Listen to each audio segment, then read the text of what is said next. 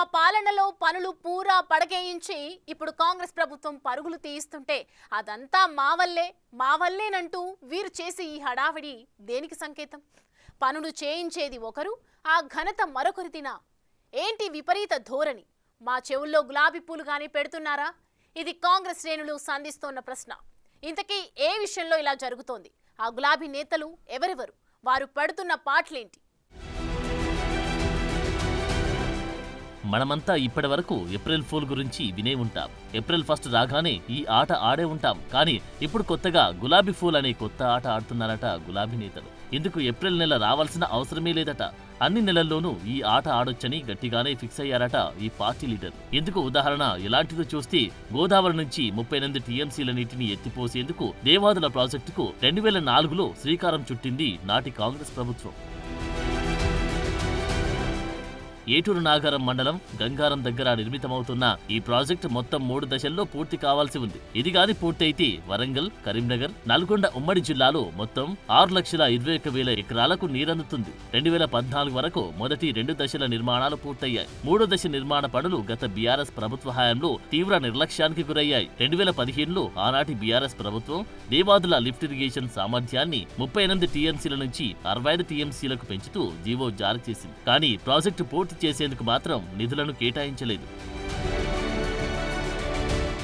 గత 10 ఏళ్లలో బీఆర్ఎస్ ప్రభుత్వం 3వ దశ దేవాదులపై దృష్టి పెట్టి ఉంటే పరిస్థితి మరోలా ఉండేది. దేవాదుల పూర్తయి ఉంటే వరంగల్, నల్గొండ ప్రాంతాలు సస్యశ్యామలం అయి ఉండేవి. 2023 ఎన్నికల్లో కాంగ్రెస్ ప్రభుత్వం వచ్చాక దేవాదుల ప్రాజెక్టును సీరియస్ గా తీసుకుంది. మంత్రుల బృందంతో దేవాదుల ప్రాజెక్టును పరిశీలింపజేసి వెంటనే నిధులను విడుదల చేసింది. యుద్ధ ప్రాతిపాదికన రామప్ప నుంచి ధర్మసాగర్ వరకున్న 49 కిలోమీటర్ల టన్నెల్ పనులను పూర్తి చేసింది. దీంతో ఫేజ్ 3లోని ప్యాకేజ్ 3 అందుబాటులోకి వచ్చింది. ఒక పక్క చూస్తే గన్పూర్, జనగామ, పాలకుర్తి నియోజకవర్గంలోని పంటలు ఎండిపోతున్నాయి. దీంతో దేవాదుల ఫేజ్ 3లోని దేవన్నపేట దగ్గరున్న ప్యాకేజ్ 3 పంప్ హౌస్ మోటార్లను మరమ్మతులు చేసి పంపింగ్ కోసం సర్వం సిద్ధం చేసింది.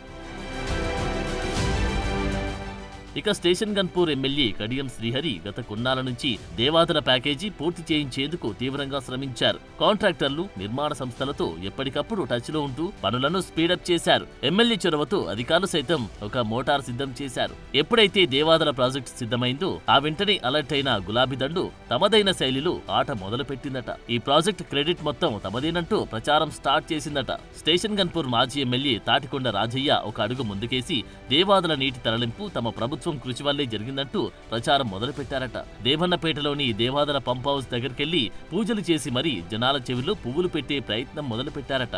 ఇదంతా తమ పార్టీ వల్లేనంటూ ప్రకటనలు గుప్పించారట. దీంతో తాటికొండ రాజయ్య తీరుపై నారాజవుతున్నారట కాంగ్రెస్ వర్గాల వారు. కరువు పీడిత ప్రాంతంగా ఉన్న స్టేషన్ గన్పూర్ నియోజకవర్గానికి దేవాదుల ప్రాజెక్ట్ వరప్రదాయం లాంటిది. అలాంటి ప్రాజెక్టును గత 10 ఏళ్ల పాటు పక్కన పెట్టి ఇప్పుడు ప్రాజెక్టు మొదలు కావడంతో ఈ క్రెడిట్ మొత్తం తమ సొంతం చేసుకునేందుకు గులాబీ పార్టీ లీడర్లు కుటిల యత్నాలకు పాల్పడుతున్నారంటూ మాట్లాడుకుంటున్నారట ఈ ప్రాంతవాసులు. మరోవైపు గత 10 ఏళ్ల పాటు దేవాదుల ప్రాజెక్టుపై కనీసం నోరు మెదపలేదు జనగామ ఎమ్మెల్యే పల్లా రాజేశ్వరరెడ్డి. అలాంటి పల్లా దేవాదుల నుంచి నీటిని తరలించాలని పనిలో పనిగా మంత్రులకు వినతి పత్రాలు సమర్పించారట.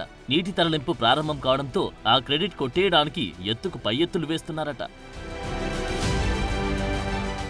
పంప్ హౌస్ మోటార్ల ప్రారంభోత్సవానికి వచ్చి నానా హంగామా చేయాలని చూసిన పల్లా మంత్రులు తనని కార్యక్రమానికి పిలవలేదని కంప్లైంట్ చేశారట. ప్రోటోకాల్ ఉల్లంఘనకు పాల్పడ్డారంటూ ఏకంగా అసెంబ్లీ సెక్రటరీకి ఫిర్యాదు చేశారట. దేవాదుల పంప్ హౌస్ ఉన్న ప్రాంతం స్టేషన్ గన్పూర్, వర్ధన్నపేట నియోజకవర్గాల పరిధిలో. మరి జనగామ ఎమ్మెల్యేని ఎందుకు ఆహ్వానించాలో మాకు అర్థం కావడం లేదంటున్నారట కాంగ్రెస్ లీడర్లు.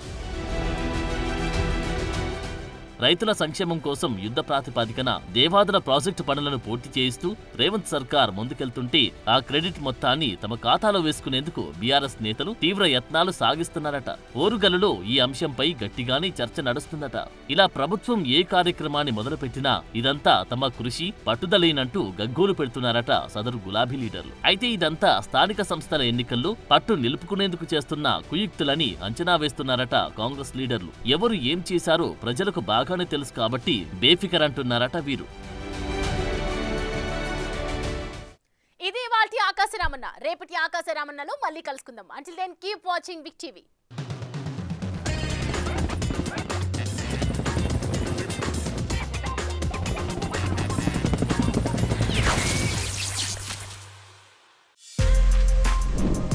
For more videos like this, subscribe Big TV channel.